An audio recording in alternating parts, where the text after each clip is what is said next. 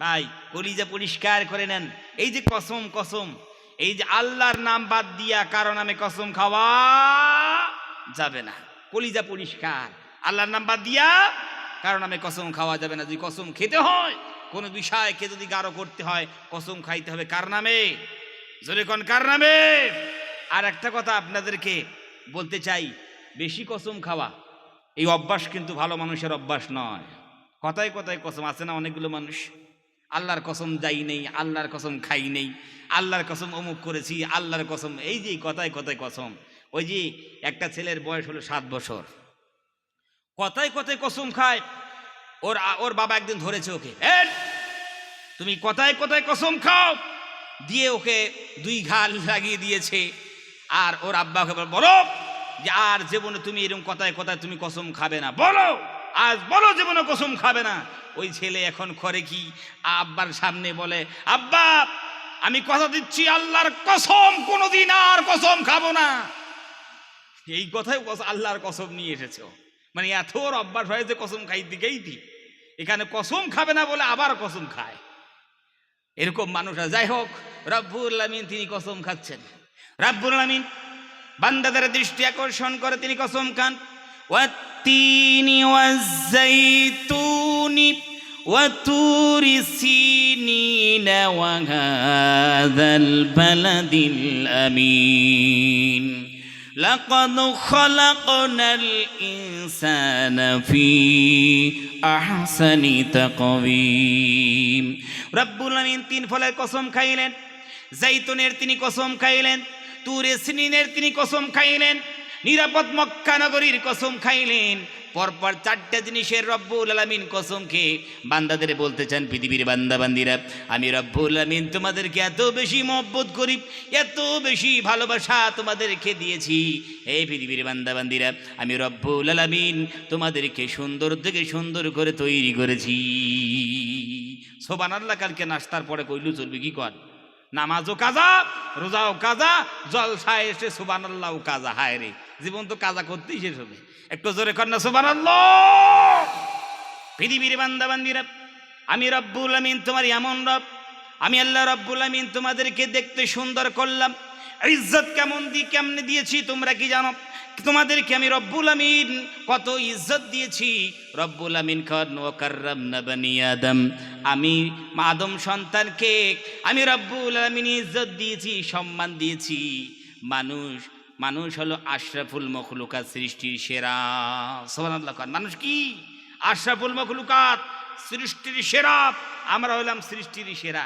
হায় রে কি মজা! আল্লাহ রাব্বুল আমিন মানুষ তৈরি করলেন সৃষ্টির সেরা বানাইয়া, সৃষ্টির সেরা আশরাফুল মখলুকাত। আর সবাই খুশি, হায় রে আল্লাহ বানিয়েছেন আমাদের মশরুম আশরাফুল মখলুকাত, সৃষ্টির সেরা বানিয়েছেন। আজ নামাজ পড়ে না, রোজা রাখে না, মসজিদে যায় না, আল্লাহর নাম নেয় না, তাও কয় যে আশরাফুল মখলুকাত, আমি আশরাফুল মখলুকাত। আল্লাহ রাব্বুল আলামিন বলে বাল হুম আযাল, তোমরা আশরাফুল মখলুকাত। উলাইকা কাল আনআম, এই সমস্ত মানুষ যারা আল্লাহর ইবাদত করতে চায় না, আল্লাহর বান্দি করতে চায় না, আল্লাহর দাসত্ব করতে চায় না, আল্লাহর কোরআন মানতে চায় না, আল্লাহর নবীর সুন্নাত যারা পছন্দ করে না, উলাইকা কাল আনআম, এরা হচ্ছে জানোয়ার। কি বলছেন রব্বুল আলামিন? উলাইকা কাল আনআম, এরা জানোয়ারের মতো। রব্বুল আলামিন আবার রেগে গেছেন যে জানোয়ার বললে চলবে না। একটা কুকুর, তারও সম্মান আছে, আছে কি নাই? তারও সম্মান আছে। রব্বুল আমিন বল বাল হুম আযাল, তুম কুত্তে সে ভি বদতর হো, কুকুরের থেকে তোমরা নিকৃষ্ট জানো। আমি রব্বুল আমিন তোমাদেরকে ইজ্জত দিলাম, তোমাদেরকে সম্মান দিলাম, তোমাদের আগে আশরাফুল মখলুকাত তৈরি করলাম, আর আমার দাসত্ব তোমরা করো না, আমার বান্দিগি তোমরা করো না, আমার নামাজ তোমরা পড়ো না, আমার কোরআন মানো না, আমার নবীর সুন্নত তোমাদের ভালোই লাগে না। বাল হুম আযাল, তুম কুত্তে সে ভি বদতর হো, কুকুরের থেকে তোমরা নিকৃষ্ট। কেন বললেন কুকুরের থেকে নিকৃষ্ট? কেন বললেন জানোয়ারের থেকে নিকৃষ্ট কেন বললেন? এই জন্য বলেছেন, একটা কুকুর কি খায়? ওই 1-2 লুকমা ভাত যা আমরা ফেলে দিয়েছি নর্দমায়, 1-2 টুকরা গোশত যে চাবাইতে চাবাইতে খেতে পারি নাই, ফেলে দিয়েছি। ওই 1-2 টুকরা গোশত খেয়ে মালিকের এহসান বুঝে মালিক চেনে, মালিকের শত্রু চেনে, মালিকের বন্ধু চেনে, আর মালিকের বাড়ি পাহারা দেয়। ঠিক কিনা ধরে কর পৃথিবীর বান্দারা? ভাইরে আমার বলতে চাই আপনাদেরকে, গভীর রজনীতে বাড়ি চলে গেছে মালিক, আর কুকুরটা গেটের সামনে শুয়েছিল। মালিক যখন বাড়িতে এসেছে, কুকুর একটু বুঝতে পেরেছে কেউ এসেছে। এখন কুকুর ঘুম থেকে লাফ দিয়ে উঠে মালিককে বুঝতে না পেরে মালিকের সামনে 2-1টা ভোগ দিয়েছে। মালিক এখন কুকুরের দৃষ্টি আকর্ষণ করে বলে, লায়ন চুপ হয়ে যা। কুকুর এখন মনে মনে করল, হায় রে, মালিক গভীর রজনীতে এসেছে, আমি মালিককে চিনতে পারি নাই, ঘুমিয়েছিলাম, মালিককে বুঝতে পারি নাই। এখন মালিকের সামনে বেয়াদবি আমি করে ফেললাম, মালিকের নাফরমানি করলাম, মালিককে আমি কেমনে খুশি করি, কেমনে খুশি হয়ে যাবেন? এখন কুকুরের ভিতরে অনুশোচনা এসে যায়, আমি ভুল করেছি, কিন্তু মালিকের সামনে যে তওবা করতে হবে। জোরে কোন সুবহানাল্লাহ।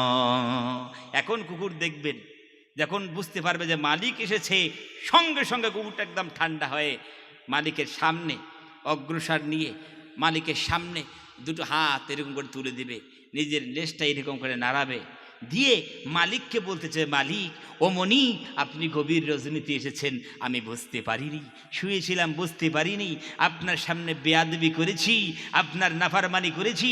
ও মালিক, এক্সকিউজ মি, সরি, আমাকে মাফ করে দিন, আমাকে ক্ষমা করে দিন, আমাকে মাফ করুন, যেমন এইরকম আর কোনোদিন ভুল করবো না। আরে একটা কুকুর সে মালিকের সামনে গভীর রজনীতে একটু বেয়াদবি করেছে বলে মালিকের সামনে যে মালিকের দ্বারস্থ হয়ে মালিকের দরবারে ধর্ণা দিয়ে মালিককে রাজি করলো। আমার সুরাজ চাঁদ ভাইরা জীবনে গুনাহ করতে করতে জীবনটাকে বরবাদ করে দিয়েছি, পাপাচার করতে করতে জীবনটাকে কুলিশিত করে দিয়েছি। কোনোদিন আমাদের ভিতরে অনুশোচনা আসলো না। রব্বুল আলামিন, এত গুনাহ করলাম, এত নাফরমানি করলাম, এত নামাজ ছাড়লাম, এত কিছু করলাম, ও রব্বুল আলামিন আমি ভুল করেছি, এক্সকিউজ মি, সরি, আগামী জিন্দিগিতে এই ভুলগুলা করব না। আল্লাহ বলে, বান্দারে, তোমার ভিতরে এতটুকু অনুশোচনা আসলো না? একটা কুকুর হয়ে তার মালিকের সামনে তওবা করলো। ওই জন্য তো আল্লাহ বলে, বাল হুম আজাল এ তুম কুত্তেসবি বাত্তার হো, কুকুরের থেকে তোমরা নিকৃষ্ট। এখন যদি মালিক কয়, এই লায়ন সর সর, কুকুর বুঝতে পারবে আমার মালিক মাফ করে দিয়েছে, আমার মালিক খুশি হয়েছে। কুকুর মালিকের সঙ্গ ত্যাগ করে বাড়ির দিকে ছুট মারে, যে বাড়ির ভিতর থেকে আবার ব্যাক হয়ে আসে। আসার পর মালিককে বলতে চায়, মালিক ওয়েলকাম, খুশ আমদেদ, আহলান সাহলা, স্বাগতম জানাই আপনাকে, বাড়ির ভিতর পর্যন্ত যাওয়া রাস্তা নিরাপদ আছে। জোরে কোন সুবহানাল্লাহ। এখন বলেন, এই জায়গায়, যেই জায়গায় মালিক যেই সময় ছিল, সেই জায়গায় যদি কোনো একটা চোর আসতো, অপরিচিত মানুষ আসতো, কুকুর যদি বুঝতে পারতো যে একটা চোর এসেছে, অপরিচিত মানুষ এসেছে, কুকুর এখন সে লাফ দিয়ে ভয়ঙ্কর আকৃতি ধারণ করে ওই চোরের দৃষ্টি আকর্ষণ করে বলবে, স্টপ, একটা পা ওখান থেকে তুলবি না। তোমার জানা নাই এটা আমার মালিকের বাড়ি, এটা আমার মনিকের বাড়ি, এটা আমার মালিকের বাড়ি, আর আমার ভিতর যতক্ষণ পর্যন্ত রক্ত চলাচল করবে, যতক্ষণ পর্যন্ত আমার ভিতর রক্ত থাকবে, আমার মালিকের বাড়িতে তোমাকে ঢুকতে দেব না, মালিকের বাড়িতে আমি কোনো নোকসান করতে দেব না, কোনো ক্ষতি করতে দেব না।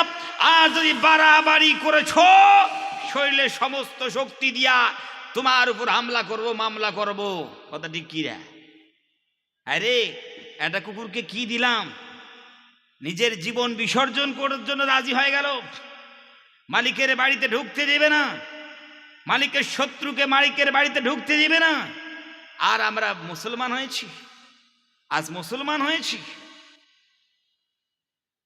আজ পার্থিব জীবনে আল্লাহ সুবহানাহু ওয়া তাআলাকে আমরা চিনতে পারলাম না, মনিবকে চিনতে পারলাম না, আল্লাহর দুশমনকে আমরা জানি নাই, মসজিদের দুশমনকে চিনি নাই, আজানের দুশমনকে চিনি নাই, নামাজের দুশমনকে চিনি নাই, বিশ্বনবী সাল্লাল্লাহু আলাইহি সাল্লামের দুশমনকে আমরা চিনি নাই, আর মুসলমানের চিরশত্রুকে আমরা চিনতে পারলাম না।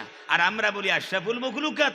আল্লাহ বলে বালহুম আজাল, আশরাফুল মখলুকাত জীবনে বলো না তোমরা কুকুরের থেকে নিকৃষ্ট, তোদের চেয়ে কুকুরের দাম আছে। মালিক চিনেছে, মালিকের শত্রু চিনেছে, মালিকের বাড়ি পাহারা দিয়েছে। আর তোমরা মনির চেনো নাই, মনিবের শত্রু চেনো নাই, মালিকের শত্রু চেনো নাই। আর আমার ঘরগুলো ভেঙ্গে ভেঙ্গে তারা ভেঙ্গে চূর্ণ বিচূর্ণ করে মাটির সঙ্গে মিশিয়ে দেয় হেফাজতের জন্য। তোমাদের তো দূরের কথা, তোমাদের কলিজায় দাগও টানে নেই, একটু ব্যথাও হয় নাই। আর তোমরা বলো আশরাফুল মখলুকাত, বালহুম আজাল, কুত্তে সেবে তুম বত্তর হো, কুকুরের থেকে তোমরা নিকৃষ্ট। ভাই ভাবনার জগতে ভাবুন, শুধু বললে হবে না যে আমি মুসলমান, আলামত থাকা দরকার আছে। আজ সকালবেলায় মনে করুন মোটর সাইকেল নিয়ে বার হয়েছি, সাইকেল নিয়ে বার হয়েছি, আর রাস্তায় চলতে চলতে একজন বলে দিল আপনার মোটর সাইকেলের স্ট্যান্ডটা তুলুন, সাইকেলের স্ট্যান্ডটা তুলুন। দেখলাম হায় রে, সত্যি তো মোটর সাইকেলের স্ট্যান্ড তুলি নেই, সাইকেলের স্ট্যান্ড আমরা তুলি নেই। দিয়ে কি করলাম, তুলি দিলাম। তুলতে তুলতে লোকটা একটু দূরে চলে গেল। আমরা কি বলি, থ্যাংক ইউ, আপনাকে ধন্যবাদ জানাই, আপনাকে ধন্যবাদ জানাই, আজীবন কৃতজ্ঞ থাকিব। কেন ভাই আপনি বললেন থ্যাংক ইউ, আজীবন কৃতজ্ঞ থাকিব কেন বললেন? রয়েছে আগত আপদ বিপদ মুসিবত থেকে আমাকে বাঁচিয়ে দিল। সাধারণ একটা সাইকেলের স্ট্যান্ড তুলতে বলল, তার জন্য আপনি শুকরিয়া আদায় করলেন থ্যাংক ইউ বলে।